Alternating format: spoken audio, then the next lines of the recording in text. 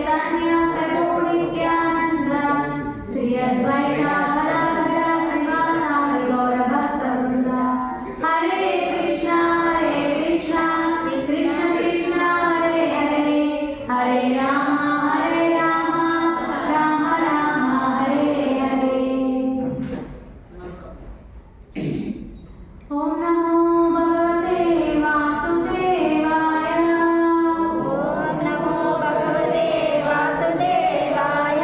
ओम नमो भगवते वासुदेवाय। ओम नमो भगवते वासुदेवाय। ओम नमो भगवते वासुदेवाय। ओम नमो भगवते वासुदेवाय। హరే కృష్ణ భక్తులందరికీ ఆధ్యాత్మిక ఆదివారానికి స్వాగతం. ఈరోజు మనం చర్చించుకోబోయే అంశము భక్తి జీవితంలో విజయం. భక్తి యోగంలో మనం ఎలా విజయం సాధిస్తాము, ఒకవేళ మనం ఈ భక్తి మార్గాన్ని ప్రారంభించిన ఆధ్యాత్మిక ఈ జీవన విధానంలో మనం ఒక అడుగు వేసిన, ఒకవేళ మళ్ళా మనం విఫలం సాధించిన, అంటే మనం పతనం అయిపోయినా సరే మనకి ఎటువంటి ఫలితం లభిస్తుంది, ఎటువంటి స్థానం లభిస్తుంది, విజయాన్ని సాధించినట్టేనా అనే విషయాన్ని ఈరోజు మనం తెలుసుకోబోతున్నాము. సో ఈ సృష్టిలో అత్యున్నతమైన జీవి ఎవరు? ఈ సృష్టిలో అత్యున్నతమైన జీవి ఆది గురువు, పరమ గురువు, ఆది దేవుడు ఎవరు? దేవతల్లోనే మొదటి దేవత ఎవరు? బ్రహ్మదేవుడు. సో ఈ సృష్టిలో ఈ జగత్తులో అత్యున్నతమైన స్థితిలో ఉన్న బ్రహ్మదేవుడు నుండి అత్యల్పమైన గడ్డిపోచ వరకు ప్రతిదీ కూడా భగవంతుని యొక్క మాయా సృష్టి అయి ఉన్నది. సో ప్రతిదీ కూడా భగవంతుని యొక్క మాయా సృష్టి అయి ఉంది. కానీ కేవలం ఏది శాశ్వతము, ఏది సత్యము, ఏది నిజమైనది, ఏది నిత్యము, ఏది దివ్యము, ఏది పవిత్రము అంటే అది కేవలం హరినామం ఒక్కటే పవిత్రం అంటే. హరే కృష్ణ కృష్ణ కృష్ణ హరే హరే, హరే రామ రామ రామ హరే హరే. సో ఇంకా భక్తి మార్గంలో మనం విజయం సాధించాలి అంటే అత్యున్నతమైన జీవి బ్రహ్మదేవుడు నుండి కూడా కొంచెం ఉదాహరణ తీసుకోవాలి. సో ఈ బ్రహ్మదేవుడు భగవంతుని యొక్క నాభి నుండి ఆవిర్భవించినప్పుడు, నాభి కమలం నుండి ఆవిర్భవించినప్పుడు అప్పటికి ఏం సృష్టి లేదు, ఎవరు లేరు, తనకి ఇంకెవరు కనిపించట్లేదు, ఏం చేయాలో కూడా తెలియదు, తనకి సృష్టి కోసం తెలియదు, ఈ సృష్టిని ఎలా సృష్టించాలి, సృష్టి కార్యక్రమం ఏంటి, ఆ విధి నియమాలు ఏంటి, ఏమి కూడా తనకి తెలియదు. సో బ్రహ్మదేవుడికి అంతా చాలా బ్లాంక్గా ఉంది. తను భగవంతుని యొక్క నాభి కమలం నుండి ఉద్భవించినప్పుడు సో తను ఏమీ తోచని స్థితిలో ఉన్నప్పుడు తనకి ఆకాశం నుండి రెండు పదాలు వినిపించినాయి, ఒక శబ్దం వినిపించింది. ఆ రెండు పదాలు ఏంటి? తప అనే రెండు పదాలు రెండు సార్లు వినిపించినాయి. అని రెండు సార్లు వినిపించినాయి. సో ఈ శబ్దం, ఈ వాణి చాలా దివ్యంగా ఉంది, ఇది ఎక్కడి నుండి వస్తుంది అని అన్ని వైపులా చూస్తున్నాడు, అన్ని దిక్కులా చూస్తున్నాడు. కానీ ఆ శబ్దం ఎవరు పలికారో తెలియట్లేదు, ఆ శబ్దం ఎక్కడి నుండి వస్తుందో తెలియట్లేదు. కానీ అది దివ్యమైన శబ్దం అని తను తెలుసుకున్నారు, ఎందుకంటే తను ఉన్నతమైన జీవి కాబట్టి. సో శబ్దం దివ్యమైనది తెలుసుకున్నారు. ఆ శబ్దం కూడా భగవంతుడి నుండి వచ్చింది, భగవంతుడి దివ్యవాణి అని తెలుసుకున్నారు, అది గమనించారు. సో తను ఏమి తెలియని తోచని స్థితిలో తను విన్న దివ్యమైన శబ్దం ప్రకారం తను ముందుకెళ్తున్నాడు. సో ఏం చేశారు? తప అనే శబ్దాన్ని విన్నాడు కాబట్టి తపస్సులు చేయాలని ప్రారంభించాడు. సో శ్రీమద్ భాగవతంలో 2వ స్కందం 9వ అధ్యాయంలో ఈ అంశం వస్తుందన్నమాట.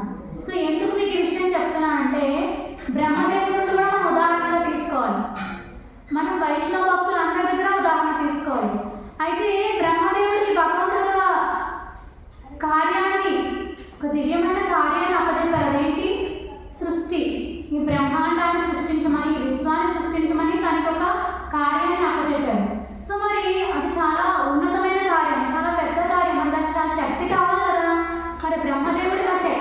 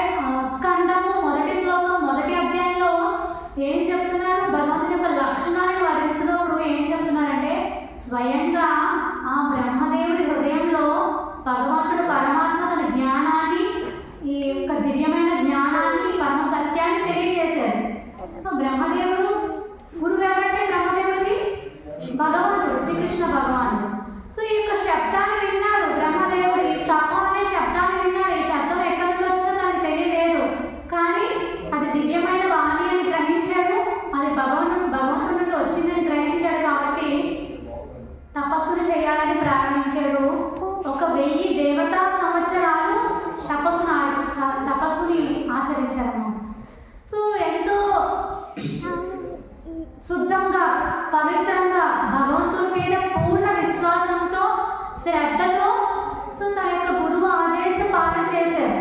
గురువు ఆజ్ఞని స్వీకరించారు. సో అక్కడ గురువు కనిపించలేదు, గురువు శబ్ద రూపంలో వచ్చారు. సో గురువు ఆదేశ పాలన చేశారు. సో 1000 సంవత్సరాలు దేవతా సంవత్సరాలు తపస్సు చేశారు. చేసిన తర్వాత తనకి వైకుంఠ ధామం దర్శనం కలిగింది. సో ఈ యొక్క సృష్టిలోనే, ఈ జగత్తులోనే, ఈ ఆధ్యాత్మిక జగత్తులోనే ఉన్నతమైన లోకం వైకుంఠ లోకం. ఆ వైకుంఠ లోకం దర్శనం కలిగింది. సో ఆ వైకుంఠ లోకం దర్శనం కలిగిన తర్వాత అక్కడ శ్రీ మహావిష్ణువు భగవంతుడు స్వయం భగవాన్, ఆ వైకుంఠాధిపతి, ఆ గోలోకాధిపతి, ఆ శ్రీకృష్ణ భగవానుడు ఆ శేషతత్వంపై శయనిస్తున్నారు. శ్రీ మహాలక్ష్మి భగవంతునికి పాదపద్మ సేవ చేస్తుంది. సో అప్పుడు దర్శనం కలిగింది. దర్శనం కలిగిన తర్వాత భగవంతుడు తన చేతితో బ్రహ్మదేవుని స్పర్శ చేస్తారు. కరస్పర్శ చేసినట్టే తనకి జ్ఞానోదయం కలిగింది. తర్వాత ఈ సృష్టిని, ఈ జగత్తుని, యొక్క విశ్వాన్ని, బ్రహ్మాండాన్ని సృష్టించడం మొదలుపెట్టాడు. అంటే ఇక్కడ ఏం జరిగింది? సృష్టిని సృష్టించడానికి ముందు బ్రహ్మదేవుడు కూడా వైష్ణవ భక్తుడయ్యాడు. బ్రహ్మదేవుడు కూడా కృష్ణ భక్తుడయ్యాడు. బ్రహ్మదేవుడు కూడా మంత్రోపదేశం స్వీకరించాడు. గురువు దగ్గర కృష్ణ మంత్రోపదేశం స్వీకరించాడు. దీక్షితుడయ్యాడు, వైష్ణవ భక్తుడయ్యాడు. అప్పుడు తనకి శక్తి వచ్చింది. అప్పుడు తనకి భగవంతుని యొక్క దర్శన భాగ్యం కలిగింది. అప్పుడు నిజమైన జ్ఞానం, పరమ సత్యం తనకి తెలిసింది. శక్తి వచ్చింది, ఆధ్యాత్మిక శక్తి వచ్చింది. అప్పుడు తను భగవంతుడు ఇచ్చిన తన యొక్క ధర్మం, కర్తవ్యం, ఈ సృష్టిని, ఈ జగత్తుని, ఈ బ్రహ్మాండాన్ని సృష్టించడం మొదలుపెట్టాడు. సో తపస్సు చేసేవారు అందరూ కూడా అత్యున్నతమైన తపస్సును ఆచరించారు బ్రహ్మదేవుడు. సో మనం ఇక్కడ బ్రహ్మదేవుడి నుండి ఏ ఉదాహరణ తీసుకోవాలంటే, బ్రహ్మదేవుడు తప అనే శబ్దాన్ని విని తర్వాత తన తపస్సు ఆచరించాడు. ఆ శబ్దాన్ని విని తర్వాత తన తపస్సు చేశాడు. తపస్సు చేయడంతో ఆధ్యాత్మిక జీవితంలో తన విజయం సాధించాడు. సో ప్రతి వ్యక్తి వారు తెలుసుకోవాల్సిన రహస్యం ఏంటంటే, విజయాన్ని సాధించాలంటే ఈ భక్తిలో కానీ, భక్తి యోగంలో కానీ, దేనిలో అయినా సరే మనం విజయాన్ని సాధించాలంటే మనం దివ్యమైన శబ్దం ఏదైతే ఉందో, గురువు ఆజ్ఞ ఏదైతే ఉందో, గురువుగా మనకి ఏదైతే మంత్రోపదేశం చేసుకున్నామో అది మనము తపస్సు చేయాలి. ఆ నామాన్ని ఉచ్చరించాలి. ఎలా ఉచ్చరించాలంటే ఏదో ఒక ఆకతాయిగా, ఏదో ఒక భౌతికమైన కార్యక్రమంగా కాదు. అది ఒక దివ్యమైన వాణి, దివ్యమైన శబ్దంగా మనం భావించాలి. ఎంతో గొప్ప అవకాశాన్ని మనకి భగవంతుడు ఇచ్చారన్నమాట. సో హరే కృష్ణ కృష్ణ కృష్ణ హరే హరే, హరే రామ రామ రామ హరే హరే. ఈ కలియుగంలో నిజమైన తపస్సు ఏంటంటే ఈ 16 పదాలతో కూడిన ఈ హరే కృష్ణ మహామంత్రాన్ని జపం చేయండి. చాలా మందికి ఈ విషయం తెలుసు, ఈ దివ్యమైన శబ్దాన్ని విన్నారు, చేస్తున్నారు, కానీ వారు విశ్వాసంతో, శ్రద్ధతో, భక్తితో, ప్రేమతో చేయలేకపోతున్నారు. సో బ్రహ్మదేవుడు ఆ శబ్దాన్ని విని తర్వాత తపస్సును ప్రారంభించాడు. భగవంతుడి దర్శనం కలిగింది. సో భగవంతుడి దర్శనం కలిగిన తర్వాత తను ఏం చేశాడంటే దివ్య ఆనందాన్ని పొందారు. సో తన నయనముల నుండి ప్రేమ అశ్రుధారలు వస్తున్నాయి అన్నమాట. సో అశ్రుధారలతో భగవంతుడి దర్శనం చేసుకున్నాడు. అప్పుడు భగవంతుడు ప్రసన్నమయ్యాడు. ఓకే, నువ్వు సృష్టిని సృష్టించడానికి అర్హత సంపాదించుకున్నావు. సో ఇప్పుడు నీకు అన్ని పవర్స్ ఇస్తున్నాను, అన్ని శక్తులు ఇస్తున్నాను అని చెప్పి భగవంతుడు ఆ దేవాదేవుడు బ్రహ్మదేవుడు కరస్పర్శ చేశాడు. సో మనం కూడా ఏం చేయాలి? మనకి ఏదో ఒక శ్రద్ధ ద్వారా మన హృదయంలో కొంచెం శ్రద్ధ కలిగింది మనకి. సో ఎవరో ఒకరి ద్వారా ఇక్కడ మందిరం ఉంది, భగవంతుని రూపాన్ని దర్శనం చేస్తున్నాము, లేదంటే భగవద్ నామాన్ని విన్నాము, మనకి హరే కృష్ణ మహామంత్రం ఆసక్తి కలిగింది, శ్రద్ధ కలిగింది చేయాలి. ఎందుకంటే మనకి భగవంతుడికి సంబంధించిన జ్ఞానాన్ని తెలుసుకోవాలని ఆసక్తి కలిగింది, శ్రద్ధ కలిగింది, మనం ప్రయత్నం చేస్తున్నాము. సో ఆ ప్రయత్నం చేసినప్పుడు మనం ఏం చేయాలి? విశ్వాసంతో, శ్రద్ధతో, తీవ్రతతో, ప్రేమతో, భక్తితో బ్రహ్మదేవుడిని ఉదాహరణగా తీసుకొని, బ్రహ్మదేవుడు ఎలా అయితే తనకి ఎవరు కనిపించలేదు కానీ ఆ శబ్దాన్ని దివ్యమైన శబ్దంగా భావించారు, అది గురువాదేశ పాలనగా భావించారు, అది గురువు ఆజ్ఞగా భావించారు. కాబట్టి గురువు దగ్గర దీక్ష తీసుకున్నట్టు భావించారు. కాబట్టి తను వైష్ణవ భక్తుడు అయ్యాడు, కృష్ణ భక్తుడు అయ్యాడు. అప్పుడు తను విజయాన్ని సాధించారు. సో తన కార్యక్రమంలో, తన యొక్క సృష్టి కార్యక్రమంలో తను ఉన్నతిని సాధించారు, విజయాన్ని సాధించారు. సో ఇక ప్రపంచంలోనే ఆది దేవత, సో ఆది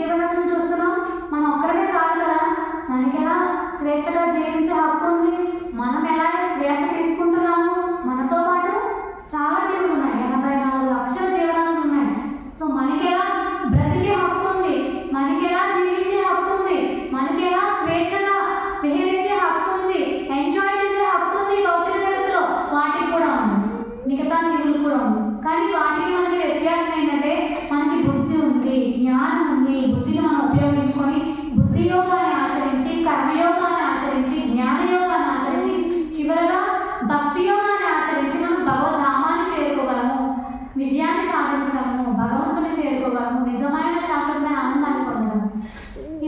ఇవన్నీ మనకు తెలిసినవే, ఎప్పుడూ తెలిసినవే. కానీ మనం ఏం చేస్తాము? ఆచరించట్లేదు, తీవ్రత చూపించట్లేదు, శ్రద్ధ పెట్టట్లేదు. కానీ ఎప్పుడైతే మనము, నేను ఇక్కడ బ్రహ్మదేవుని ఎందుకు ఉదాహరణగా చెప్తున్నానంటే, మనందరం చాలా గొప్పగా ఉండాలనుకుంటాం కదా. సో ఒక్కొక్కరు ఒక్కొక్కరిని రోల్ మోడల్గా తీసుకుంటారు కదా. సో నేను ఆ పర్సన్లో చదువుకోవాలి, లేదంటే ఈ సినిమా యాక్టర్లు అందంగా ఉండాలి, వాళ్ళ డ్రెస్సెస్ వేసుకోవాలి, లేదంటే ఆ సినిమా యాక్టర్ మంచి కార్ యూజ్ చేసినప్పుడు నేను ఆ కార్ కొనుక్కోవాలి, ఆ బైక్ కొనుక్కోవాలి. సో సినిమాలో హీరోస్ రాయల్ ఎన్ఫీల్డ్ ఎక్కువ వాడతారు. సో యూత్ ఏం చేస్తారు? వాళ్ళు కూడా రాయల్ ఎన్ఫీల్డే ఫ్యాషన్ అన్నమాట. సో అలా జీవితంలో ఎవరో ఒకరిని రోల్ మోడల్గా చేసుకుంటాం. మూవీస్లో హీరోయిన్స్ ఏదో పలానా కాస్ట్యూమ్స్ వాడతారు, డ్రెస్ వాడతారు, అంటే ఒక శారీ వస్తుంది. ఆ మూవీ వచ్చిన తర్వాత కొన్నాళ్ళ వరకు అందరూ ఆ శారీసే వాడతారనమాట, ఆ డ్రెస్సెస్ వేసుకుంటారు. సో అది ఫ్యాషన్ అన్నమాట. సో అంటే మనం ఏం చేస్తున్నాము? మన చుట్టూ కళ్ళతో ఏం చూస్తున్నామో అది దాని నుంచి మనం అబ్జర్వ్ చేసుకుంటున్నాము, అలా ఫాలో అవ్వడానికి ట్రై చేస్తున్నాం కదా. సో మరి ఈ సృష్టిలో, ఈ జగత్తులో అత్యున్నతమైన జీవి, తొలి జీవి, పరమ గురువు, గురు పరంపరలో ఉన్న వ్యక్తి బ్రహ్మ. కాబట్టి మనం బ్రహ్మను కూడా ఉదాహరణగా తీసుకోవాలి, బ్రహ్మదేవుడు కూడా ఉదాహరణ తీసుకోవాలి. సో బ్రహ్మదేవుడు ఎవరు? వైష్ణవ భక్తుడు. సో తనకు కూడా గురువు దగ్గర మంత్రోపదేశం అయింది. తను కూడా మనం ఎలాంటి హరే కృష్ణ మహామంత్రం చేస్తున్నామో ఆయన కూడా కృష్ణ మంత్రోపదేశం తీసుకున్నారు, కృష్ణ మంత్రం చెప్పిస్తున్నారు. హరే కృష్ణ కృష్ణ కృష్ణ హరే హరే, హరే రామ రామ రామ హరే హరే. ఈ కలియుగంలో నిజమైన తపస్సు ఇది. సో బ్రహ్మదేవుడు ఎలాంటి తపస్సు చేశారో, భగవంతుని యొక్క దర్శనం కలిగిందో, భగవంతుని ధామాన్ని దర్శనం చేసుకున్నాడో, ఆ యొక్క నైరంధ్రుల నుండి అశ్రుధారలు, ప్రేమ ఆనందంతో అశ్రుధారలు ఎలా కాడుచుకున్నారో, సో అలాగే మనం కూడా ఇక్కడ జగన్నాథ స్వామి దర్శనం చేసుకుంటున్నాము. సో మనం కూడా ఆ తీవ్రతతో, ఆ భక్తితో, ఆ ప్రేమతో, భగవంతుడు సామాన్యమైన వ్యక్తి కాదు, ఇది ఎంతో గొప్ప అవకాశం అన్నమాట.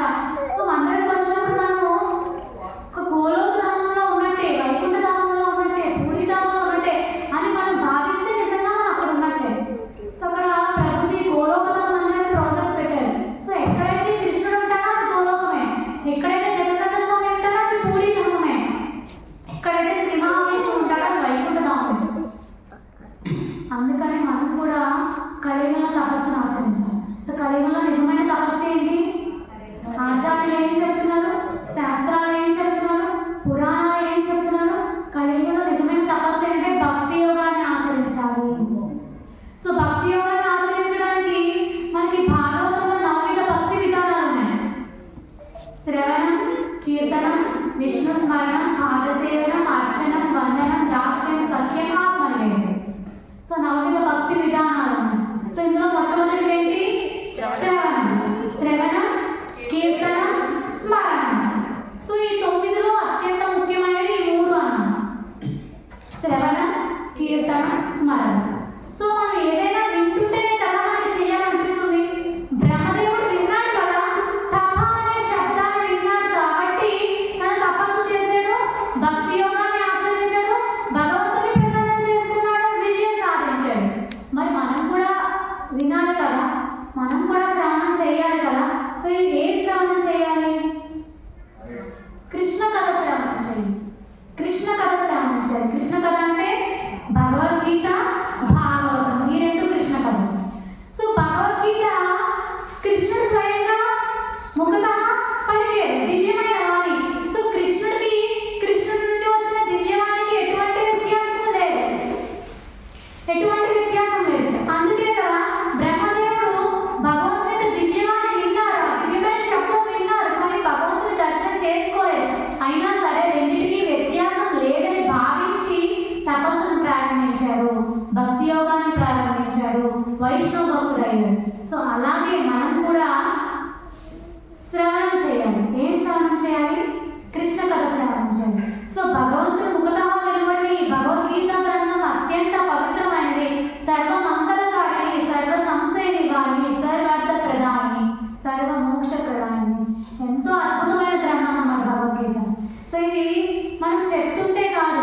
ఎవరైనా ఆచార్యుల దగ్గర విన్నప్పుడు, గురువుల దగ్గర విన్నప్పుడు మనం కూడా దాన్ని ఆచరించడానికి, చదవడానికి ప్రయత్నం చేస్తే, ప్రారంభిస్తే అప్పుడు మనం అనుభూతి చెందుతాం, అప్పుడు ఆనందాన్ని పొందుతాం.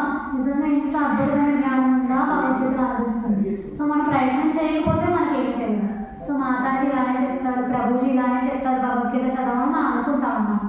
కానీ ఒక్కసారి భగవద్గీత గ్రంథాన్ని ఓపెన్ చేసి చూస్తే మన దుఃఖాలన్నీ తొలగిపోతాయి, మన టెన్షన్స్ అన్నీ తొలగిపోతాయి, మన సమస్యలన్నీ పరిష్కరించబడతాయి.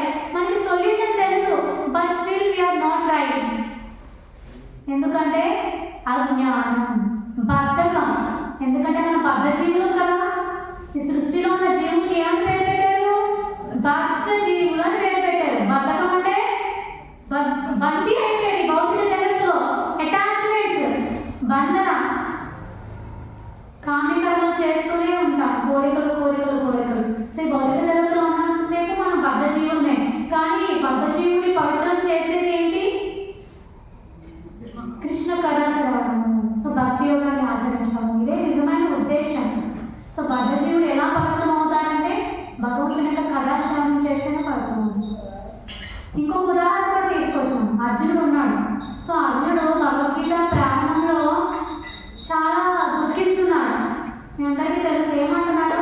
యుద్ధం చేయమంటున్నాడు, దుఃఖిస్తున్నాడు, శోకంలో ఉన్నాడు, విషాదంలో ఉన్నాడు. అందుకే భగవద్గీత మొదటి అధ్యాయం పేరేంటి? అర్జున విషాద యోగం.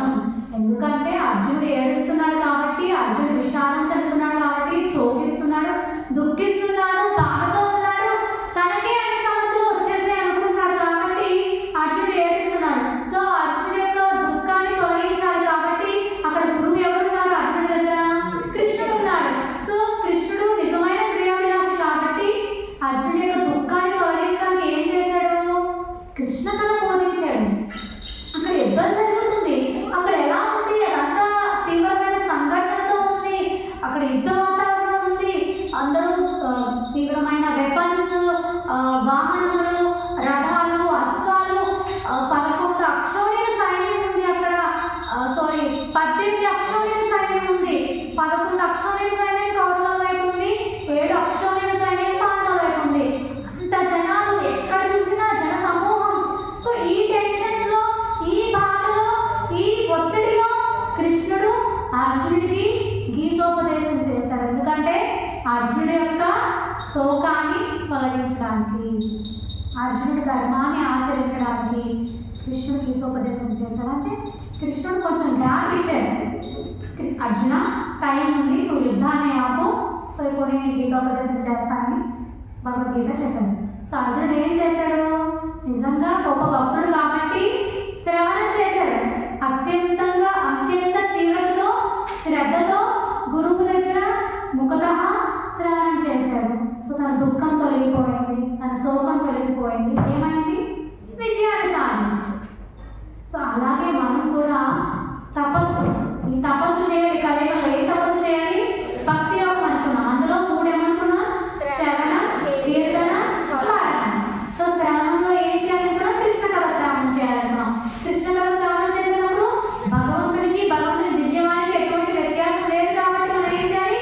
కృష్ణ కథ శ్రవణం చేయాలి. భగవద్గీత ప్రతిరోజు అభ్యసించాలి, పఠించాలి. సో అప్పుడు భయ శోకాది వర్జిత. సో శంకరాచార్య గారు గీతామాత్యంలో చెప్తున్నారు, భయ శోకాది వర్జిత. ఎవరైతే అత్యంత శ్రద్ధతో, భక్తితో భగవద్గీతని ప్రతిరోజు పఠిస్తారో వారి యొక్క భయం, శోకం అన్నీ తొలగిపోతాయి. వారు ఎంతో సుఖంగా, ఆనందంగా, ప్రశాంతంగా జీవిస్తారని చెప్తున్నాను, ఆచార్యులు చెప్తున్నారు. సో శ్రవణం చేయాలి. మనకి ఈ విషయం తెలిసింది, కానీ మనం ఏం చేస్తాము? ఈ చెవుతో విని ఈ చెవుతో వదిలేస్తాం, ఇక్కడితో అయిపోయింది అంతే. ఇంటికి వెళ్ళిన తర్వాత మళ్ళీ మన పనులు మనం ప్రారంభం చేసుకుంటాం.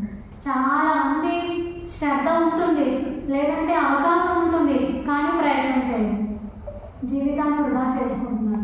కానీ అటువంటి వ్యక్తి ఒక్కసారి భగవద్గీత ఓపెన్ చేస్తే, భగవద్గీతను అనుసరిస్తే, జీవనయాత్ర చేస్తే నిజంగా జీవన సార్థకత పొందుతారు, విజయాన్ని సాధిస్తారు. ప్రభుపాద గారు భగవద్గీత గ్రంథాన్ని ప్రపంచవ్యాప్తంగా జ్ఞానాన్ని బోధించినప్పుడు ఎంతో మంది ఏం చేశారు? మారిపోయారు. మారిపోయారు, వాళ్ళ జీవితాన్ని మార్చుకున్నారు. సో వారి జీవితాన్ని సుఖంగా భక్తి యోగాలను ఆచరించడంలో వారు అభ్యాసం చేస్తున్నారు అన్నమాట. సో అదేవిధంగా మనం కూడా ప్రామాణికమైన గురువు మార్గనిర్దేశత్వంలో కృష్ణ కథ శ్రవణం చేయాలి. సో మనం ఉదాహరణగా తీసుకోవాల్సిన ఎవరిని? ఫస్ట్ బ్రహ్మదేవుడు తీసుకోవాలి. సో బ్రహ్మదేవుడు కూడా వైష్ణవ భక్తుడు అయ్యాడు, కృష్ణ భక్తుడు అయ్యాడు, మంత్రోపదేశం తీసుకున్నాడు, కృష్ణుని పరమ గురువుగా స్వీకరించాడు. సో అలాగే మనం కూడా మన దగ్గరలో ఉన్న ప్రామాణికమైన గురువుని స్వీకరించాలి. సో ఒక గురువుని స్వీకరించాలి. గురువు అనే శబ్దం చాలా విలువైనది. సో మనకి విలువమంగళ ఠాకూర్ గారు కూడా ఆచార్యులు కృష్ణ కర్ణామృతం గ్రంథంలో ఏం చెప్తారంటే, ఎప్పుడైతే మనకి చిన్న శ్రద్ధ కలిగిందో ఈ భక్తి యోగాన్ని ఆచరించాలని, ఎప్పుడైతే మనం తెలుసో తెలియదో భగవద్ నామాన్ని జపిస్తున్నామో, హరే కృష్ణ కృష్ణ కృష్ణ హరే హరే, హరే రామ రామ రామ హరే హరే, మనం తెలుసో తెలియకో ఎప్పుడైతే హరే కృష్ణ మంత్రాన్ని చేస్తున్నామో, భగవంతుడి నామాన్ని చేస్తున్నామో, భగవంతుడు ఈ ready to help us. So వెంటనే మనకి వరాన్ని ఇవ్వడానికి సిద్ధంగా ఉన్నారు, మనకు ఒక గిఫ్ట్ ఇవ్వడానికి సిద్ధంగా ఉన్నారు, తన కృపని ప్రసాదించడానికి సిద్ధంగా ఉన్నారు. సో భగవంతుడు ఇచ్చిన కృప ఏంటంటే, భగవంతుడు ఇచ్చిన కరుణ ఏంటంటే, భగవంతుడు ఇచ్చిన కృపా కటాక్షం ఏంటంటే గురువుని మన దగ్గరికి పంపిస్తాడు. అదే మన జీవితంలో నిజమైన ఆస్తి, అదే మన జీవితంలో నిజమైన ఆస్తి. గురువు లేకుండా ఎప్పటికీ మనం భగవంతుని చేరుకోలేం, అంతే కదా. బ్రహ్మదేవుడు ఉదాహరణ తీసుకోండి, ఈరోజు మన అంశం అంతా ఇదే. సో బ్రహ్మదేవుడు గురువు దగ్గర దివ్యవాణి ఆ శబ్దాన్ని స్వీకరించాడు, గురువు శబ్దాన్ని స్వీకరించాడు, ఆ తత్వాన్ని శబ్దాన్ని గురువు ఆజ్ఞని స్వీకరించాడు, తన విజయాన్ని సాధించాడు. అలాగే మనం కూడా గురువు ఆజ్ఞని పాటించాలి, గురువుని కలిగి ఉండాలి మన జీవితంలో, అదే నిజమైన ఆస్తి. సో గురువు దగ్గర మనం కృష్ణ కథ శ్రవణం చేస్తే, కీర్తనం చేస్తే, స్మరణం చేస్తే అప్పుడు మనం విజయం సాధిస్తాం. శ్రవణం అనుకున్నాం, కృష్ణ కథ శ్రవణం చేయాలి. ఒకటి భగవద్గీత, ఇంకొకటి భాగవతం కూడా కృష్ణ కథ. సో కృష్ణ కథ, భగవద్గీత కృష్ణుడు చెప్పాడు, భాగవతం కూడా కృష్ణ కథ, అది కృష్ణుడు కోసం చెప్పాడు. ఎవరు చెప్పారు? భక్తులు చెప్పారు. సో కృష్ణుడు కోసం చెప్పారు, అందులో భాగవతంలో కృష్ణుడు కోసం, భక్తుల కోసం ఉంటున్నాము. సో భాగవతం కూడా మన యొక్క శోకాన్ని, మన దుఃఖాన్ని హరిస్తుంది, మన జీవితంలో విజయాన్ని ప్రసాదిస్తున్నాము. సో సీక్రెట్ ఆఫ్ సక్సెస్ ఏంటంటే గురువుని కలిగి ఉండాలి. గురువు ముఖతః మనము జ్ఞానాన్ని స్వీకరించాలి. భగవద్గీత, భాగవతం, కృష్ణ కథా శ్రవణం చేయాలి, మంత్రోపదేశం పాటించాలి.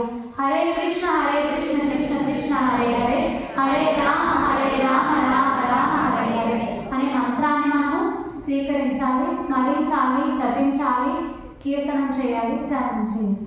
సో అప్పుడు మనం భక్తి యోగంలో విజయాన్ని సాధిస్తాం. కానీ మనం చేస్తామని చెప్పండి, ఎందుకంటే మనం బద్ధ జీవనం కాబట్టి, మనకు కొంచెం బద్ధకం ఉంది కాబట్టి మనం చేస్తున్నాం అనుకుంటాము. సో కానీ మనం చేయలేదు. ఒక చిన్న ఉదాహరణ చెప్పుకోవచ్చు. సో మనం ఎలా ఉంటామంటే బద్ధ జీవనం కదా. సో భౌతిక జగత్తు మనల్ని బంధించి వేస్తుంది. ఏదైనా మంచి పని చేయాలంటే మనం పోస్ట్పోన్ చేస్తాం, రేపు రేపు రేపు అంటాము. ఏదైనా మంచి పని చేయాలి, ఏదైనా చెడు పని చేయాలంటే వెంటనే రెడీగా ఉంటాము. సో కౌశిక్ ప్రభు ఉన్నారు, చాలాసార్లు భగవద్గీత చదవండి అంటే ఓకే ఓకే ఓకే అంటారు, బట్ పోస్ట్పోన్ చేస్తారు. జపం చేయమని ఎంతో ప్రయత్నం చేస్తాం, ఫస్ట్ పోస్ట్పోన్ చేస్తారు.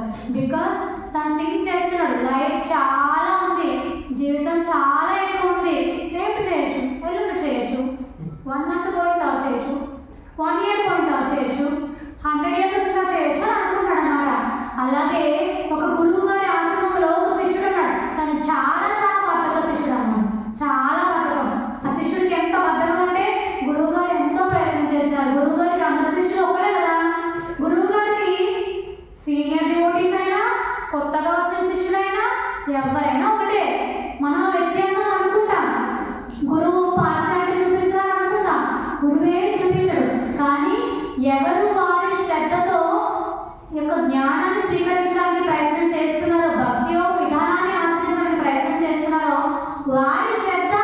వారి తీవ్రతతో గురువు రెస్పాండ్ అవుతారు అంతే.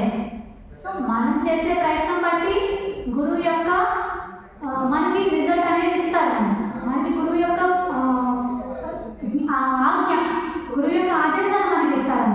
సో అంతే కదా, చాలా మంది అనుకుంటారు భగవద్గీతలో కృష్ణుడు చెప్తారు నాకు అందరూ సమానమే అంటే, కొంతమంది భక్తులు అంటారు లేదు లేదు కృష్ణుడు భక్తులనే రక్షిస్తాడు, దుష్టుని శిక్షిస్తాడు అనుకుంటారు. మనం భక్తులు ఎందుకు రక్షిస్తాడు? భక్తులు కృష్ణుని ప్రార్థిస్తున్నారు కాబట్టి భక్తులు రక్షిస్తున్నారు.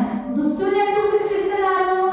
సో ఆ శిక్షించినా సరే వాళ్ళు తదుపరి జన్మలో మళ్ళా ఈ భక్తి విధానాన్ని ఆచరిస్తారు, మళ్ళీ జ్ఞానాన్ని తెలుసుకుంటారని వాళ్ళు శిక్షిస్తున్నారు.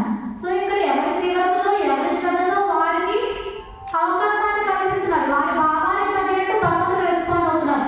అలాగే గురువు కూడా క్లాస్లో లేదంటే ఒక మందిరంలో ఈ గురుకులంలో ఈ ఆశ్రమంలో శిష్యులుంటే ప్రతి శిష్యుని సమభావంతో చూస్తారు.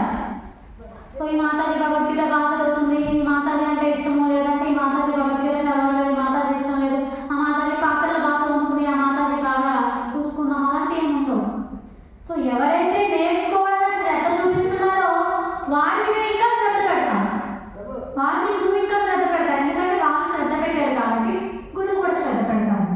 సో అదే విధంగా ఈ యొక్క గురువు గారి ఆశ్రమంలో చాలా మంది శిష్యులు ఉన్నారు. అందరూ మంచిగా గురువు గారు చెప్పినట్టు అన్ని పాటిస్తున్నారు. కానీ ఒక శిష్యుడు ఉన్నాడు వెరీ వెరీ లేజీ ఫెలో, చాలా చాలా బద్దకిస్తున్నాడు.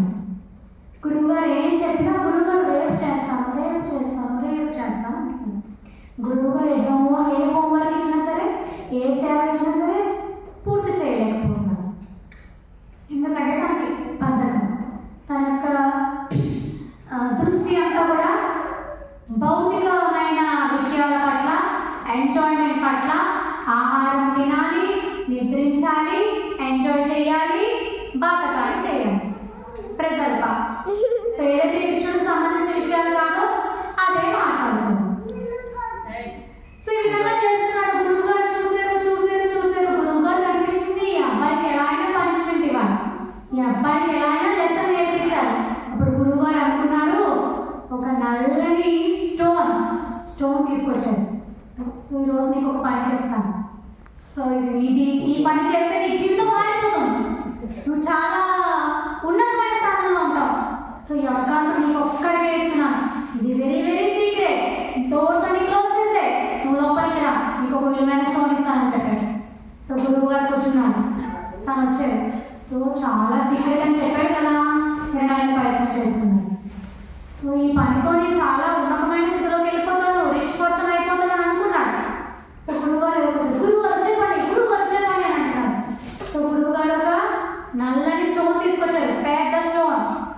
సో ఈ స్టోన్ ఉంది కదా, ఇది చాలా విలువైన స్టోన్, ఇది నీకు ఇస్తున్నాను.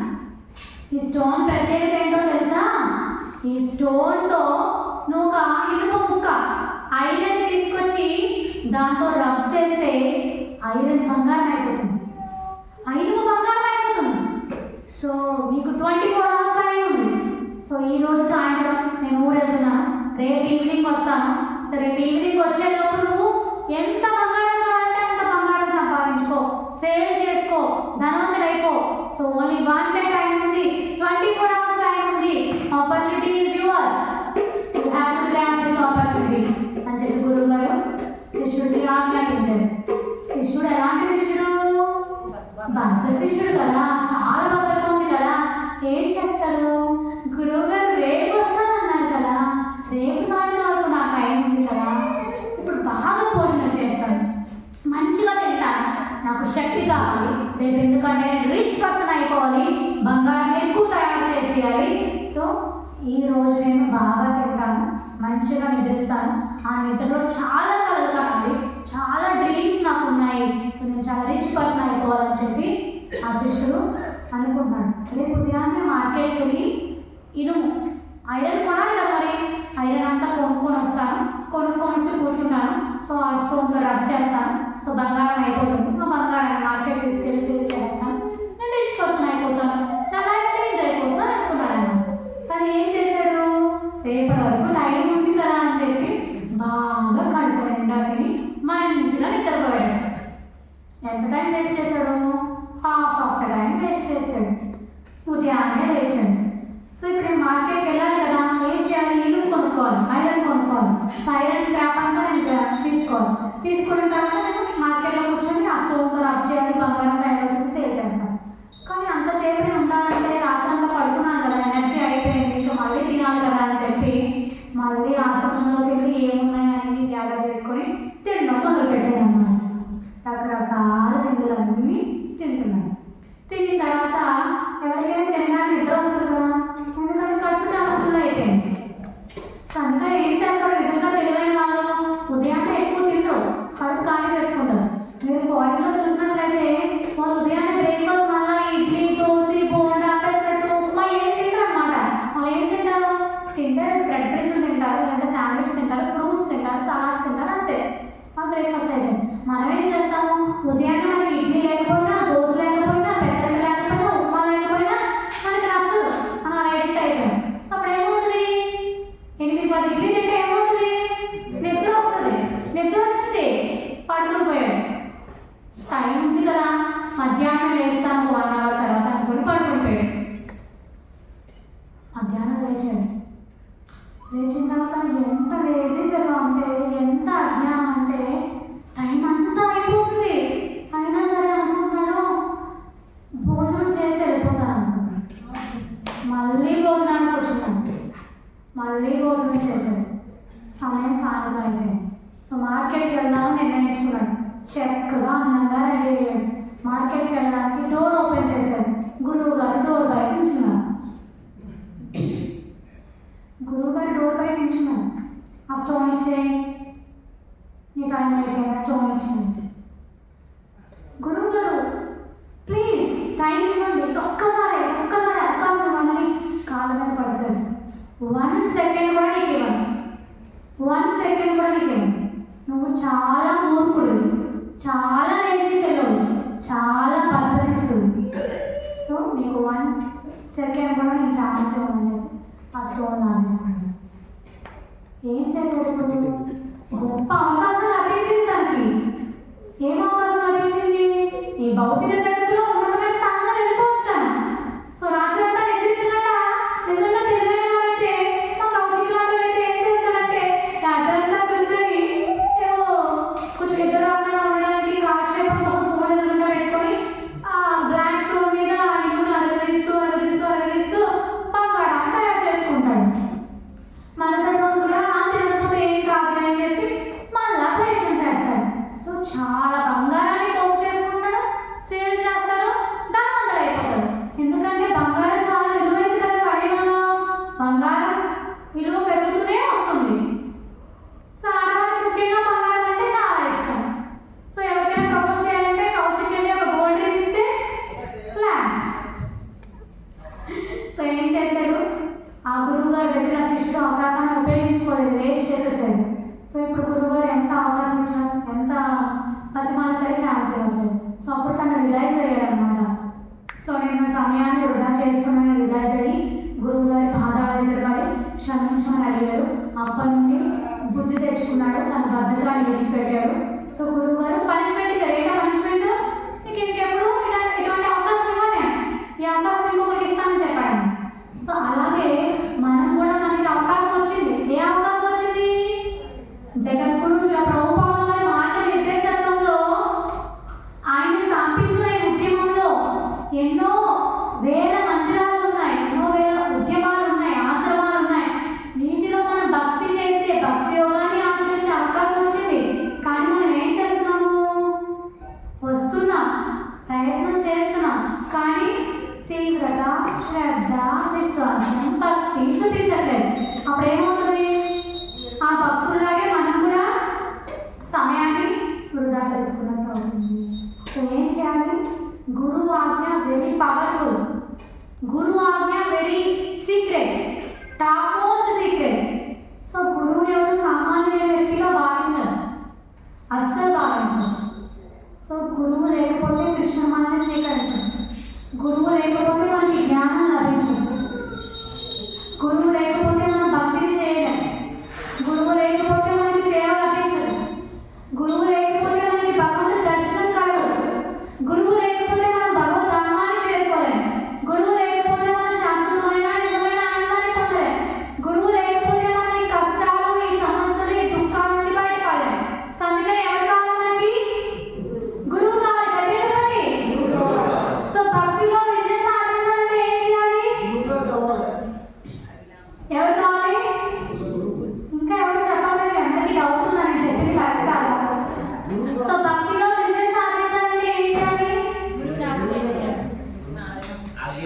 నేను చెప్పినంత అర్థం కాలేదు ఇప్పటివరకు.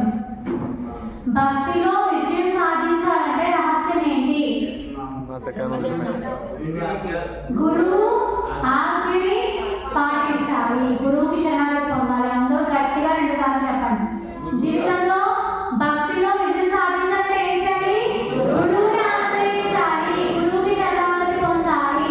గురువు మార్గనిర్దేశంలో గురువు ఆదేశ పాలన చేయాలి. ఇదే ఆధ్యాత్మిక జీవితంలో ఉన్నది సాధించాలి అన్న, విజయం సాధించాలన్న రహస్యం. సో ఉదాహరణగా బ్రహ్మదేవుని తీసుకోండి. మనకి ఆచార్యులు శ్రీ కేవలాష్టకం అనే అష్టకంలో కూడా ఏం చెప్తారంటే హరే కృష్ణ మహామంత్రం యొక్క గొప్పతనం చెప్తున్నాను. హరే కృష్ణ మహామంత్రం యొక్క గొప్పతనం చెప్తున్నారు. అది కూడా ఆ మంత్రం కూడా మన గురువు దగ్గర తీసుకోవాలి. చాలా మంది మందిరానికి వస్తారు. మందిరానికి వచ్చి మనం చెప్తూ ఉంటాం ఇలా హరే కృష్ణ మంత్రం చేయాలని చాలా మంచిగా చెప్తాం. అప్పుడు మన భక్తులు ఏం చేయాలంటే మనం ఏం చేస్తాం? కృష్ణ పాదాల దగ్గర పెట్టి మనకి ఇస్తాం చెప్తాం. సో అప్పుడు ప్రభుజీ ఉంటే మనం ఏం చేయాలంటే ప్రభుజీ గారికి ఇచ్చి ప్రభుజీ గారి చేతుల మీద ఆ జపమాలు ఇవ్వాలి. సో ప్రభుజీ చేతుల మీద ఇచ్చి ప్రభుజీ ఒకసారి చెప్పమని ఆ వ్యక్తి స్వీకరిస్తే ఆ వ్యక్తి తీవ్రత చేస్తాడు.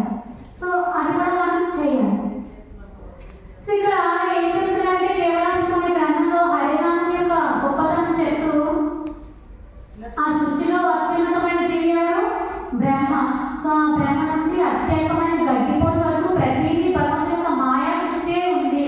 సో ఇది మనం గ్రహించాలి, ఇది స్వీకరించాలి. ఈ భౌతిక జగత్తు అంతా మాయతో మిళితమైపోయింది. కేవలం ఏది సత్యము? ఏది సత్యం అంటే హరే కృష్ణ కృష్ణ కృష్ణ హరే హరే, హరే రామ రామ రామ హరే హరే. ఆ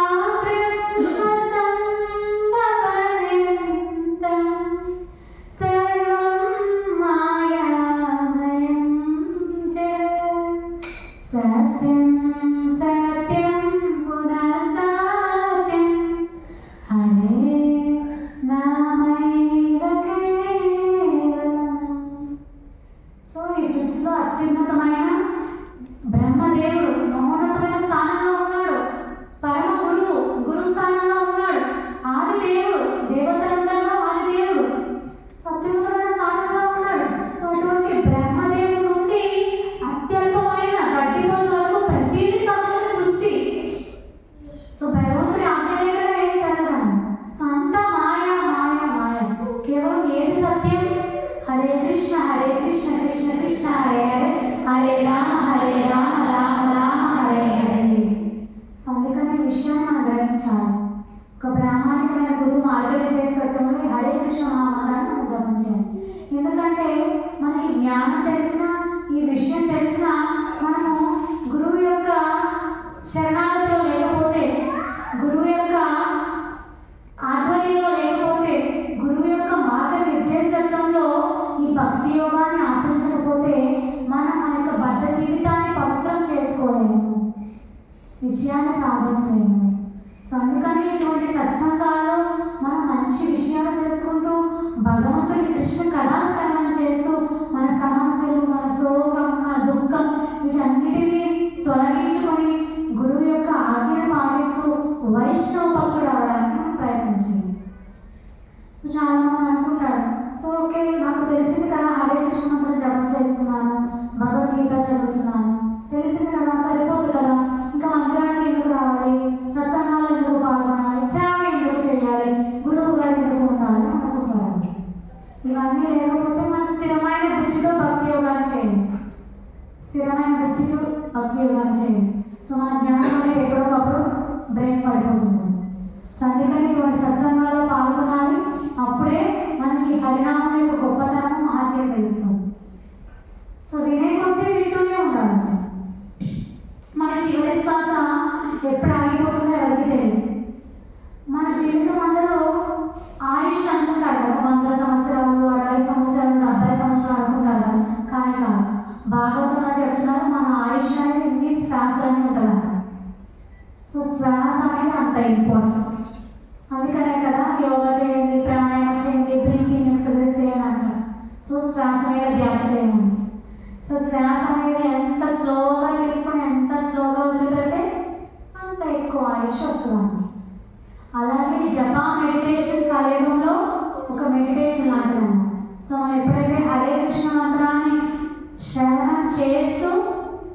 యొక్క నోటితో పలుకుతాము, స్పర్శిస్తున్నాము, ఆ యొక్క హృదయంలోకి స్వీకరిస్తున్నాము, అప్పుడు కూడా మనం మెడిటేషన్ చేసినట్టే, ప్రాణాయామం చేసినట్టే. సో ఇది భక్తి యోగంలో ప్రాణాయామం. సో ఇది అన్నిటికన్నా ఉత్తమమైన ప్రాణాయామం.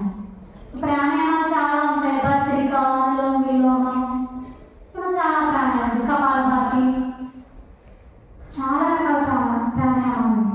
సో అందులో భక్తి యోగంలో మనం చేసిన జపం, మెడిటేషన్, హరే కృష్ణ మంత్ర జపం చేయడం అత్యున్నతమైన యజ్ఞం లాంటిది, యోగ విధానం లాంటిది, ప్రాణాయామం లాంటిది. ఎందుకంటే భగవద్గీతలో స్వయంగా భగవంతుడి 10వ అధ్యాయంలో యజ్ఞాల్లో జప యజ్ఞోస్మి అని చెప్తాను. యజ్ఞాల్లో జప యజ్ఞోస్మి అని చెప్తాను. అంత గొప్పది, అంత గొప్పది. మనం ఏం చేయాలి? విని వదిలేకూడదు, విని వదిలేకూడదు. ఏం చేయాలి? ఆచరించాలి. ఆచరిస్తే ఏమవుతుంది? అనుభవం పొందుతావు కదా. ఇప్పుడు నువ్వు గులాబ్ జామ్ తయారు చేసావు, గులాబ్ జామ్ తయారు చేసిన తర్వాత అది తీయగా ఉందా, ఉప్పగా ఉందా ఎలా తెలుస్తుంది? తింటే తెలుస్తుంది. నువ్వు వచ్చి నేను గులాబ్ జామ్ తయారు చేసాను, చాలా బాగుంది, చాలా బాగుంది చెప్తున్నావు, కానీ నువ్వు తినట్లేదు, ఎవరికి పెట్టట్లేదు. ఆ గులాబ్ జామ్ అక్కడే ఉంది, నువ్వు చాలా తెలుస్తుంది. ఎలా ఆస్వాదిస్తావు, ఎలా అనుభూతి పొందుతావు, ఎలా ఎంజాయ్ చేస్తావు ఆ డిష్ని. So impossible. అలాగే మనం కూడా ప్రతి ఆదివారం వస్తున్నాం, అన్నీ వింటున్నాం, జపం చేయాలనుకుంటున్నాం, భగవద్గీత చదవాలని ఉంది, మన దగ్గర శ్రద్ధ ఉంది, సేవ చేస్తున్నాం, కానీ ఎంజాయ్ చేయలేకపోతున్నాం, ఆస్వాదించలేకపోతున్నాం, అనుభూతి చెందలేకపోతున్నాం. ఎందుకంటే మనం రుచి చూడట్లేదు, రుచి చూడట్లేదు, తినట్లేదు. అందుకని ఏం చేయాలి? మనం వింటూ ఉండాలి, శ్రవణం చేస్తూ ఉండాలి. కృష్ణ కదా కలియుగంలో అదే తపస్సు. దానితో పాటు ఏం చేయాలి? హరినామ స్మరణ చేయాలి, హరే కృష్ణ మహామంత్రం జపం చేయాలి. సో అదే నిజమైన తపస్సు. ప్రభుజీ లాస్ట్ టైం అందరికీ కూడా జప వర్క్షాప్ అని పెట్టి అందరూ జపం ఎలా చేస్తున్నారో చెప్పారు. ఎప్పుడు కూడా మనం ఏదైనా పని చేస్తే మనం అందులో అహంకారాన్ని చూపించుకోవద్దు. అహంకారాన్ని చూపిస్తే మనం విజయం సాధించాలి. సో నేను 32 మాలలు చేస్తున్నాను, 64 మాలలు చేస్తున్నాను, సో నేను కాన్ఫిడెన్స్గా జపమాల పట్టుకొని ఉన్నాను. ఇది కాదు. సో ఎంత తీవ్రతతో, ఎంత క్వాలిటీతో ఈ కృష్ణుని పిలుస్తున్నాను. హరే కృష్ణ కృష్ణ కృష్ణ హరే హరే, హరే రామ రామ రామ హరే హరే. హరే కృష్ణ మంత్రం అంటే కృష్ణుడి పేరు. కృష్ణుడికి కృష్ణ యొక్క పేరుకి వ్యత్యాసం లేదు. సో ఎవరైనా కౌశిక్ చిత్ర అంటే కౌశిక్ వస్తాడు, అంతే కదా. సో మనసమాత ఇక్కడ అంటే మనసమాత వస్తాడు. సో అబ్బాయి ఇక్కడ అంటే అబ్బాయి వస్తాడు. మనం కృష్ణుడు పిలుస్తున్నావు కదా, కృష్ణుడు కూడా వస్తాడు కదా. మనం ఏం చేద్దాం? కృష్ణుడు కూడా ఆసనం ఏర్పాటు చేయాలి, కృష్ణుడు కూడా ఆసనం వేయాలి మన పక్కన. సో మనం జపం చేసినప్పుడు కృష్ణుడు వచ్చి మన పక్కన కూర్చున్నాడు అన్నమాట, మన పక్కన కూర్చున్నాడు. సో మాధవి ఎంత బాగా జపం చేస్తుంది, విమలా మాతాజీ ఎంత బాగా జపం చేస్తున్నారు, ఎంత బాగా నామాన్ని పలుకుతున్నారని వింటారన్నమాట. సో అందుకని మనం ప్రయత్నం చేయాలి, క్వాలిటీ ఆఫ్ చాంటింగ్ ఇంప్రూవ్ చేస్తాం. సో మనం చాలా గ్రేట్ అందరికన్నా, మనకి అవకాశం లభించింది. సో మనం జపమాలను పట్టుకోగలుగుతాం.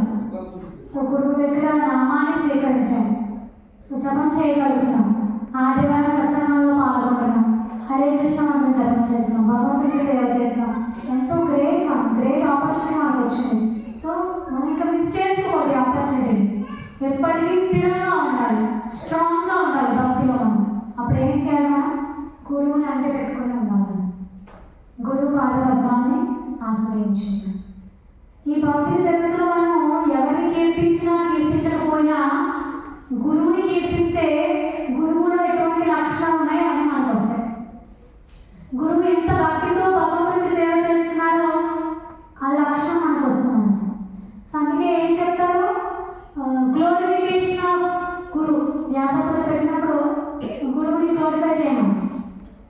నార్మల్ పర్సన్స్ని మనం గ్లోరిఫై చేస్తే వాళ్ళకున్న బ్యాడ్ హ్యాబిట్స్ మనకు వస్తాయి, కానీ గురువుని గ్లోరిఫై చేస్తే, వైష్ణవ భక్తుల్ని గ్లోరిఫై చేస్తే మనకి ఆ లక్షణాలు వస్తాయి. సో అందుకే మనం ఏం చేయాలి? ప్రభుపాదాన్ని గ్లోరిఫై చేసుకోవాలి. శ్రీకృష్ణ భగవాన్ని గ్లోరిఫై చేయాలి. ఎందుకంటే మరి జ్ఞానాన్ని, భగవద్గీత జ్ఞానాన్ని ఆయన కదా మన అందరికీ ఇచ్చారు. సో భగవంతుని గ్లోరిఫై చేయాలి.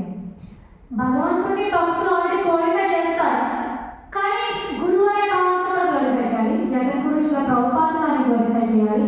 మన సాంప్రదాయంలో ఉన్న గురు పరంపరలో ఉన్న ఆచార్యులందరినీ గ్లోరిఫై చేయాలి, కీర్తించాలి. గురు పరంపరలో ఉన్న ఆచార్యుని కీర్తించాలి. మనం దీక్ష తీసుకున్న దీక్ష గురువుని గ్లోరిఫై చేయాలి. మనం శిక్షణ తీసుకున్న శిక్షా గురువు దగ్గర గురువుని గ్లోరిఫై చేయాలి.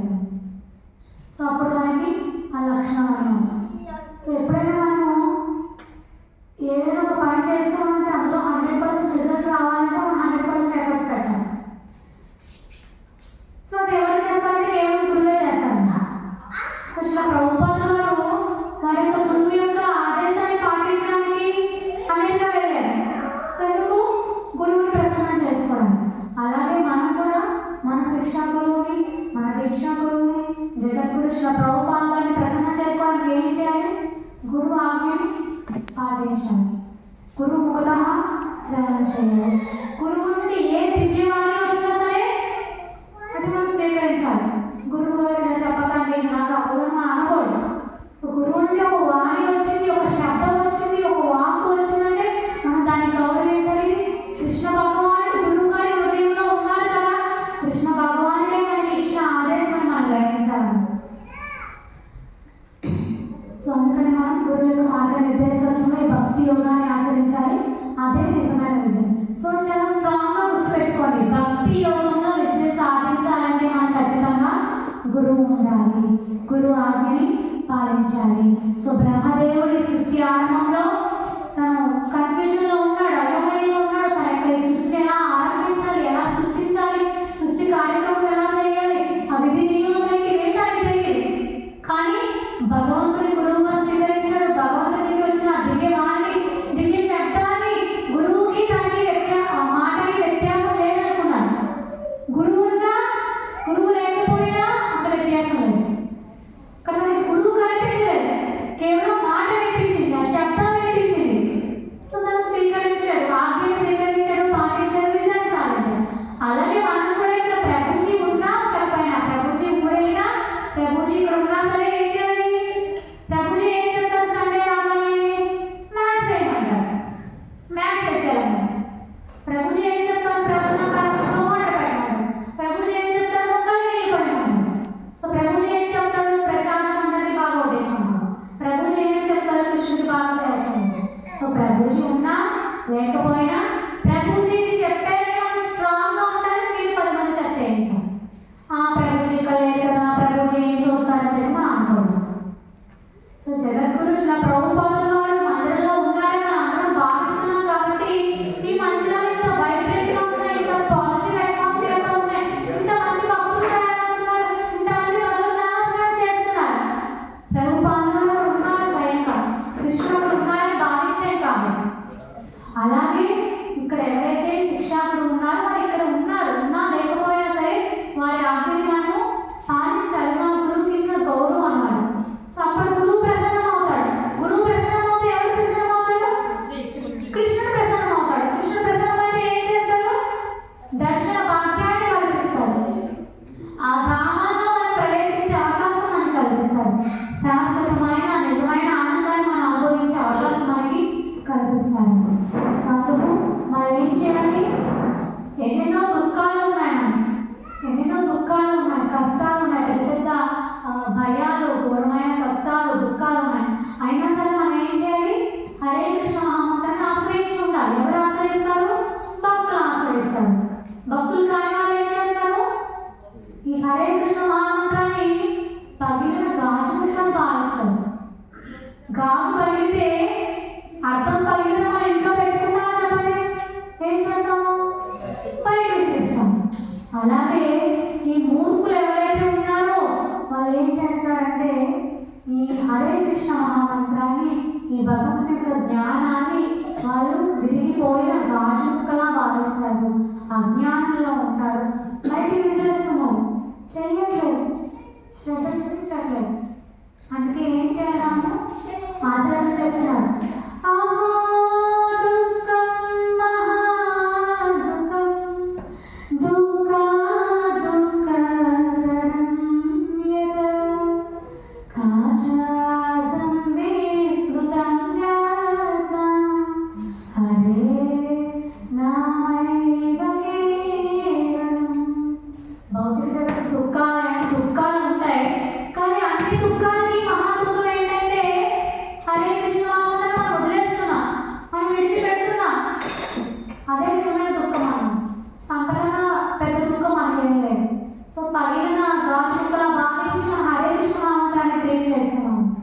అందుకని ఏం చేయాలి?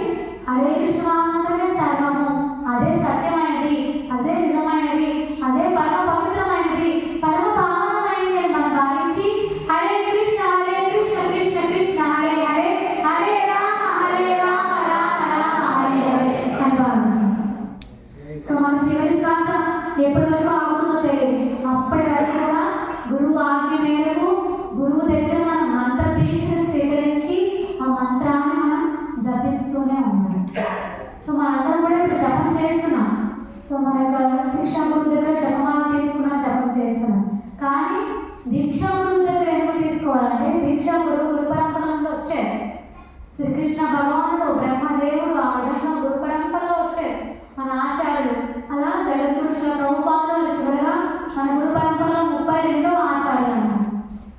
ఆ తర్వాత మన దీక్షా గురువు. సో ఎందుకు మనం దీక్ష తీసుకోవాలంటే దీక్ష అనేది భక్తి మార్గానికి ఒక మెట్టు, ప్రారంభ స్థితి అన్నమాట.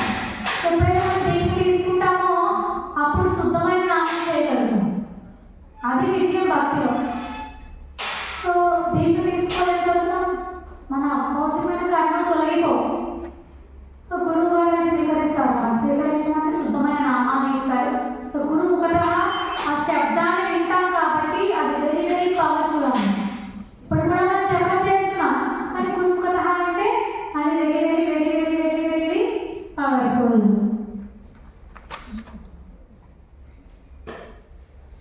కలియుగంలో భక్తి యోగాన్ని ఆచరించాలి. అందులో ముఖ్యంగా 3 ఆచరించాలి.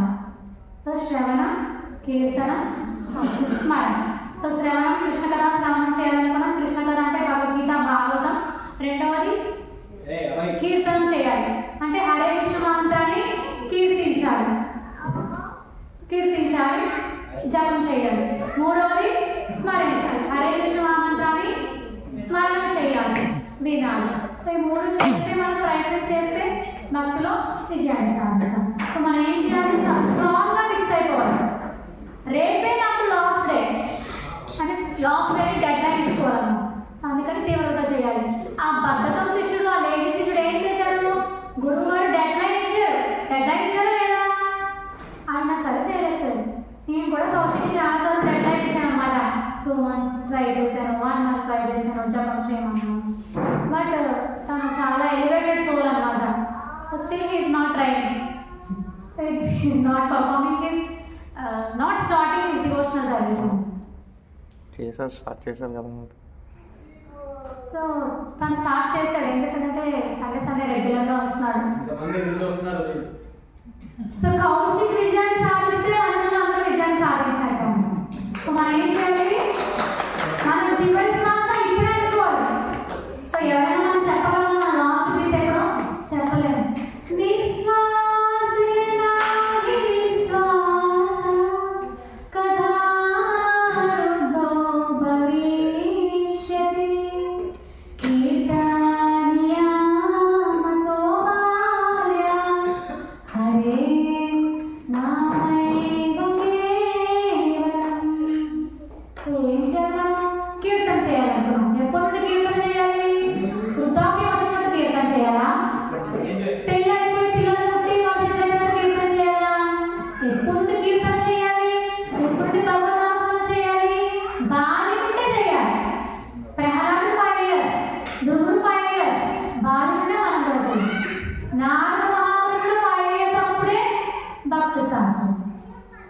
అప్పటి నుంచి స్టార్ట్ చేయాలి. ఎందుకు అప్పటి నుండే స్టార్ట్ చేయాలి? ఎందుకంటే మన భౌతికమైన కార్యకలాపాలు, లౌకిక ప్రణాళికలు, భౌతిక విషయం ఆచరు, మనం చేసిన ఉద్యోగము, వృత్తి, వ్యాపారము, మన కుటుంబం, మన బంధుత్వం, మన స్నేహితులు, మన బంధాలు, ఇవన్నీ ఎప్పుడైనా మనకు తెలియదు. సో నిశ్వాసే నా విశ్వాస, నా చివరి శ్వాస ఎప్పుడో నాకు తెలియదు. సో అందుకే ఏం చేయాలి? బాల్యం నుండి మనము కీర్తన చేయాలి. ఎందుకంటే హరే కృష్ణ మహామంత్రం ఒక్కటే సర్వము వ్యాపించి ఉన్నది, అదే సర్వస్వమై ఉన్నది, అదే సత్యమై ఉంది, అదే పరమపావనమై ఉన్నది. సో ఎంతో ఎంతో గొప్పగా ఆచార్యులు భగవద్ నామస్మరణని కీర్తించారు, భగవంతుని గొప్పతనాన్ని కీర్తించారు, భగవంతుని యొక్క కృష్ణ కథ యొక్క గొప్పతనాన్ని కీర్తించారు. ఎన్నెన్నో ఉదాహరణలు ఉన్నాయి. నాకు ఈ యొక్క జ్ఞానం అనేది సముద్రం లాంటిది అన్నమాట.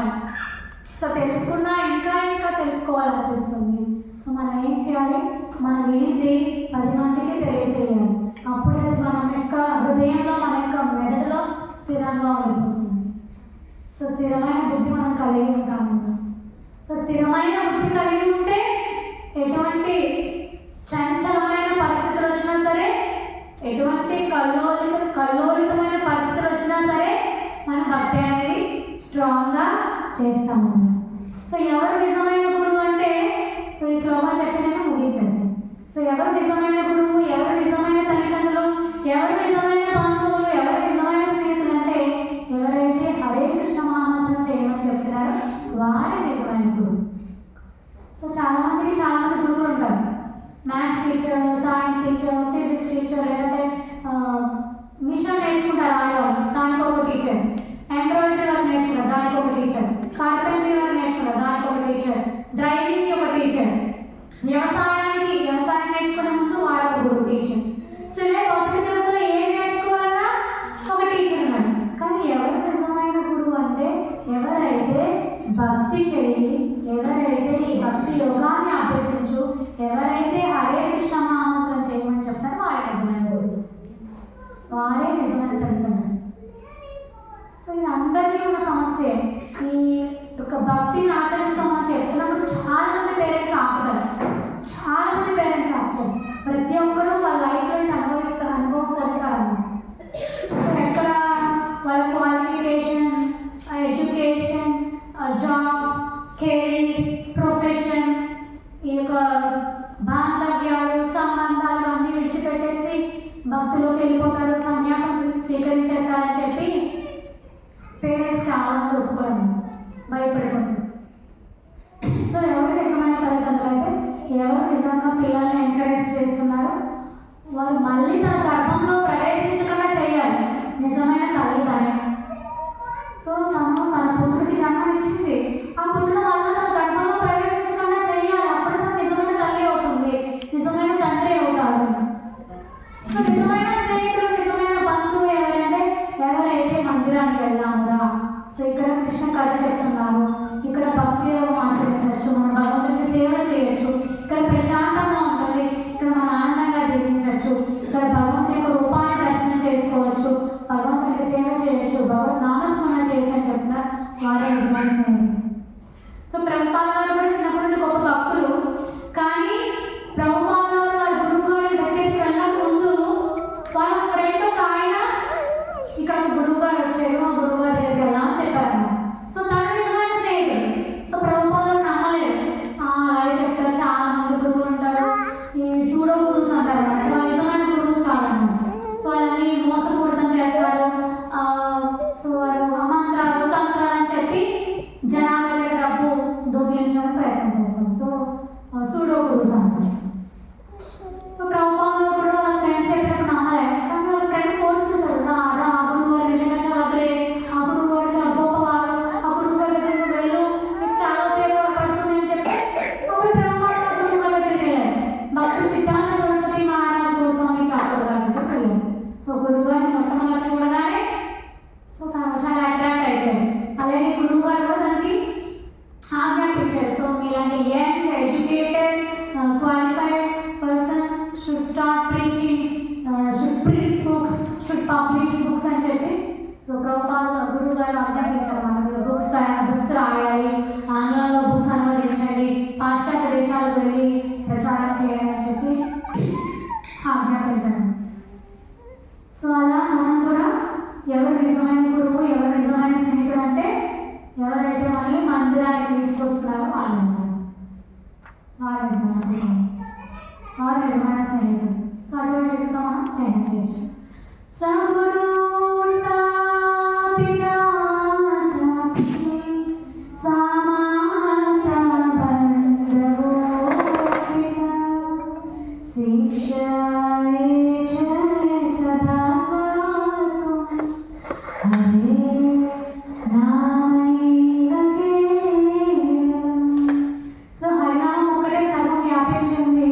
సో ఎందుకంటే ఎల్లప్పుడూ మనం దాన్ని గుర్తించుకోమని ఎవరు చెప్తున్నారు? ఎవరైతే ఆ విషయం కోసం అంటే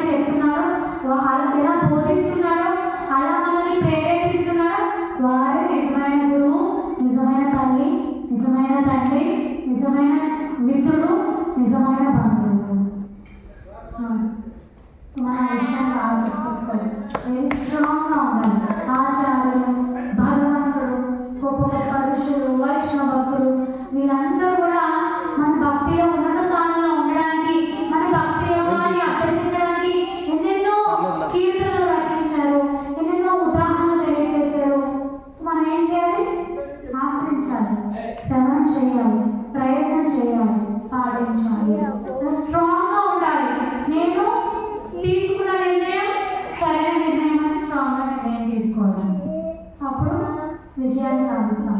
సో భక్తిలో విజయం సాధించాలంటే ఏం చేయాలి? మనము భక్తిలో విజయం సాధించాలంటే ఏం చేయాలి? గురువుని ఆశ్రయించాలి, గురువుని శరణాగతి పొందాలి.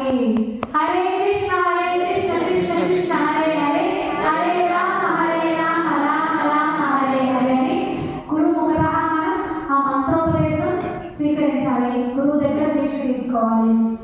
సో మనం భక్తి యోగాన్ని అభ్యసిస్తున్నా సరే దీక్ష తీసుకోనంత వరకు, దీక్ష గురువుని కలిగి ఉన్నంత వరకు మనం భగవంతుని చేరుకోలేము. సో అది కూడా ఇంపార్టెంట్. అది కూడా ఎప్పుడైనా చెప్తాం అనుకున్నాను కాబట్టి చెప్తాను. సో అందరూ ఆ స్టేజ్కి వెళ్ళాలి, దీక్ష తీసుకునే స్టేజ్కి వెళ్ళాలి. సో గురువు దగ్గర దీక్ష తీసుకునే స్టేజ్కి వెళ్ళాలి. తర్వాత మన అందరిలో కూడా భక్తులందరూ కలిసి ఎంతో గోపీ భావనతో భక్తి చేయాలి. సో ఎవరు కూడా స్వార్థము, అసూయ, ద్వేషం కలిగి ఉండరు. సో అందరూ కూడా గోపీ భావన. గోపికలు ఎలా అంటే, ఒక గోపిక అందమైన పూలమాల తయారు చేసింది. సో గోపిక ఏం చేస్తుందంటే తను తీసుకెళ్ళి కృష్ణుడికి ఇవ్వదు, ఇంకొక గోపిక ఇస్తుంది. ఇంకొక గోపిక ఇచ్చి నువ్వు కృష్ణుడికి వేయంటున్నాను. ఆ గోపిక ఏం చేస్తుంది? కొంచెం దూరం పట్టుకెళ్ళి ఇంకో గోపిక ఇస్తుంది. ఇంకో గోపిక అలా నేరుగా రాధారానికి ఇస్తుంది. రాధారాణి భగవంతునికి ఆ పూలమాలని వేస్తారు. సో అదేవిధంగా మనం కూడా ఇది నేను చేశాను, ఈ పూలమాల నేను ప్రిపేర్ చేశాను, ఈ వంట నేను తయారు చేశాను, ఈ సేవ నేను చేశాను, ఈ మందిరం నేను శుభ్రం చేశాను, ఈ పాత్రలు నేను శుభ్రం చేశాను, నాకు గడ్డి పీకి తులసి మొక్కలు వేసాను. అహంకారం వచ్చినా కృష్ణుడు దూరం అయిపోతాడు. స్వయంగా రాధారాణి గొప్ప భక్తురాలు, ప్రప్రథమ భక్తురాలు. సో ఆమెనే కొంచెం అహంకారం వచ్చినని దూరం చేసేసాడు. సో మరి అటువంటిది మనం ఎంత చెప్పండి, మనం గడ్డి పోసుకన్నా హీనం అన్నమాట, అలా భావించాలి. సో అందుకని భక్తిలో మనకి కొంచెం కూడా అహంకారం రాకూడదు. సో వినమ్రత ఉండాలి, విధేయత ఉండాలి, అదే మనకి అర్హత అన్నమాట. సో భక్తి మార్గంలో అర్హత.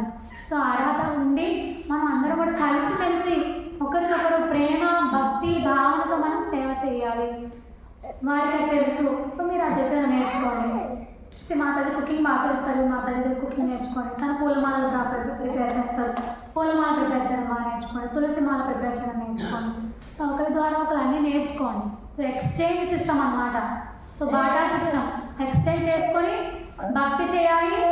ఆనందంగా ప్రేమతో, తీవ్రతతో, భక్తితో, శ్రద్ధతో కృష్ణుడు సేవ చేయాలి. గురువుని ప్రసన్నం చేయాలి, కృష్ణుని ప్రసన్నం చేయాలి. సో మనం అప్పుడు ఆనందంగా ఉంటాం.